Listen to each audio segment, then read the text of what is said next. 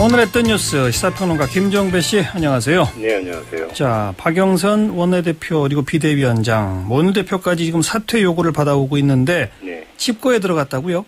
그렇습니다. 어제 초재선 의원 각 개파를 두루 아우른 15명의 의원들이 모여서 이 박영선 원내대표 겸 혁신위원장에게 원내대표직까지 내놔라, 사퇴하라 이렇게 요구를 하지 않았습니까? 예. 그 뒤에 탈당을 언급을 했고요. 그러면서 지금 집거에 들어갔는데 이틀 정도 생각을 하면서 정리하겠다 이런 식으로 이야기를 했기 때문에 예. 당분간 집거 상태를 풀 것 같지는 않고요. 예. 이런 상태에서 어제 만났던 15명의 의원들은 오늘 다시 만났습니다. 그래서 박영선 원내대표의 사퇴를 촉구했던 애당초의 입장을 재확인을 했어요. 어허. 박영선 원내대표가 탈당까지 언급을 했음에도 불구하고 물러설 뜻이 없음을 분명히 했고요. 예. 정면 충돌 양상으로 나타나고 있는데 일부 중진들, 그러니까 박 전 의원 같은 경우는 의원총회에서 한번 토론을 한번 세게 하고 그리고 그래서 신임 투표를 해보는 건 어떠냐 이런 식으로 중재 비슷한 안을 제시를 했지만 예. 지금 당 전반적인 상황을 종합을 해보면 박영선 체제의 존속은 어려운 것이 아니냐, 이쪽으로 파국으로 가고 있는 것이 아니냐, 이렇게 여기에 좀 무게중심이 쏠리는 것 같습니다. 그야말로 지금 총체적 난국이네요. 그렇습니다. 그런데 그럼 바로 사퇴하는 것도 아니고 한 이틀 정도 집거해 보겠다라고 하는 건 무슨 의미를 가지고 있을까요? 또 탈당 가능성을 언급한 건 또 무슨 의미를 가지고 있다고 봐야 될까요? 그러니까요. 지금 만약에 정말로 일단 첫째 원내 대표직까지 내놓으라고 했던 것이 바로 탈당으로 응수할 카드냐, 일단 이거부터 좀 짚어봐야 될 것 같은데요. 예.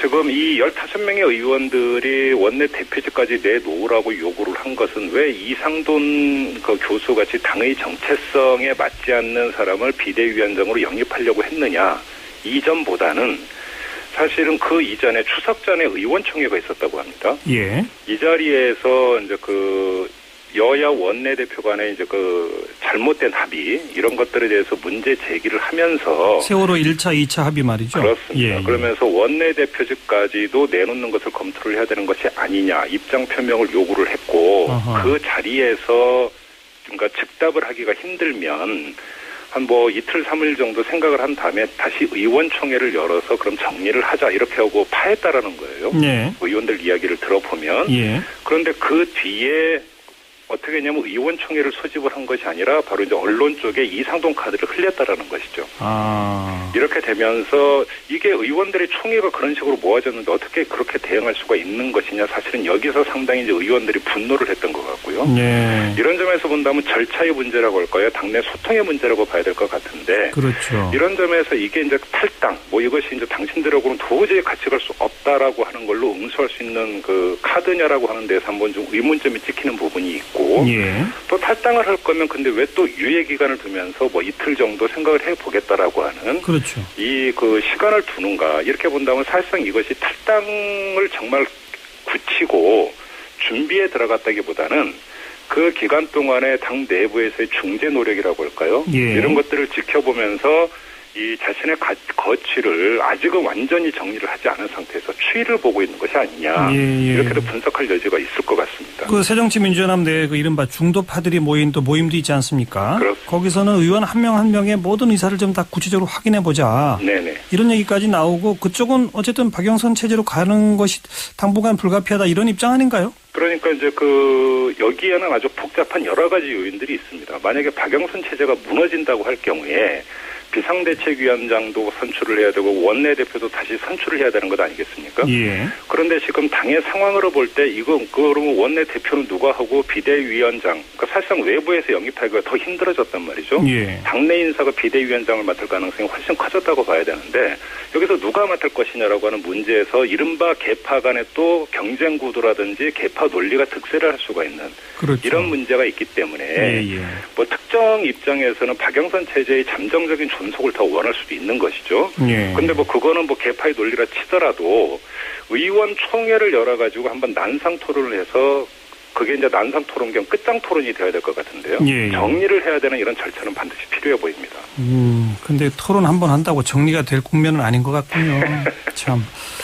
자, 그렇고 이렇게 되니까 지금 여야 간의 협상도 지금 전부 중단되어 있는 거 아니겠습니까? 올스톱이라고 봐야 되는 것이죠. 그래서 새누리당도 뭐 어쩌면 당연히 이완구 원내대표 이건 더 이상 못 기다린다. 내일이라도 단독 국회 운영위원회 열겠다. 뭐 이렇게 지금 밝혔는데 네. 이건 가능할까요? 지금 이게 새누리당하고 정의와 국회의장의 약간의 온도차가 있습니다. 새누리당 같은 경우는 내일 운영위원회를 열고 모레부터 교섭단체 대표 연설을 시작으로 정기국회 의사 일정을 진행을 해야 한다 이런 입장이거든요. 예. 반면에 정의와 국회의장 같은 경우는 26일에 본회의를 열겠다 이런 입장을 흘리고 있습니다. 26일이면 한참 남았네요. 그리고 일주일 뒤가 되는 것이죠. 자, 여기서 이제 그 포인트를 둬야 되는 것은 정의와 의장은 왜 그러면 26일로 잡고 있을까? 새정치민주연합과 제3자가 보더라도 새정치민주연합이 이 내용 국면은 오래 가서도 안 되고 오래 갈 수도 없을 것 같아요. 예. 이번 주 안에 어떤 식으로든지 간에 정리가 돼야 되는데 만약에 예. 다른 사람이 비대위원장 내지 더 나아가서 원내대표가 된다고 한다면 예. 국면 전환을 꾀할 가능성이 있다라고 하는 것이죠. 그렇죠. 그런 점에서 국회의장 입장에서는 가급적이면 무슨 일방적으로 의사 일정 잡고 일방적으로 직권 상정하면서가 이 정책 부담을 안느니 아하. 일정하게 시간적 여유를 새정치민주연합에 두고 알겠습니다. 새 지도부에서 국면 전환을 꾀하는 것을 기대하고 있는 것이 아니인가 이렇게도 볼 수 있을 것 같아요. 그러니까 내일 뭐 단독 운영위원회 등등은 일단 어렵겠군요. 이건 새누리당의 일방적인 바람이라고 봐야죠. 그냥 이야기해보는 정도라고 봐야 되겠고요. 어쨌든 안팎으로 지금 새정치민주연합 큰일 났습니다. 네. 네. 수고하셨어요. 고맙습니다. 시사평론가 김종배 씨였습니다.